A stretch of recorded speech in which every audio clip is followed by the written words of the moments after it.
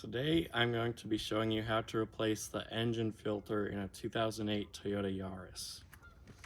You come over here, there is a lever that will release the bonnet and pull up on this. And there is a little lever under here you have to pull up to release it fully. You can prop it up with a stick. The engine filter is right here.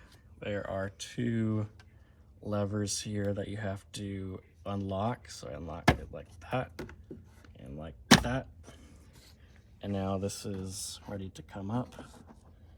You can see the old filter here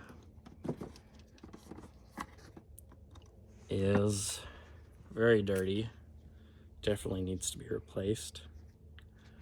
So we'll set that to the side. Here's the new filter. The bottom of the filter, which is where air comes into, it's more fibrous, and the part that goes to the engine, which goes upward, is smoother, so that's how you can tell which way to put it in. This little arrow right here, it's more angular part. This should be facing the engine. So another thing you might want to do is down in there, it gets pretty dirty, and it's a good idea to take a vacuum and vacuum that out a bit. So you just place it on here, and then you'll close this, and it can be a bit difficult to close this fully. But if you come over here, there's a little lock right here that you want to fit in.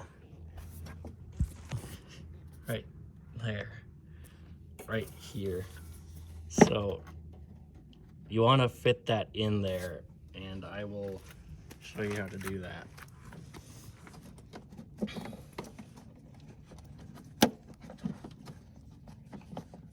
I just kind of push it to the side, and that was actually pretty easy. And it's fully in. You can tell that it's fully in because the little notch here is fully in its socket. And there you go. That is how to replace your Yaris engine filter.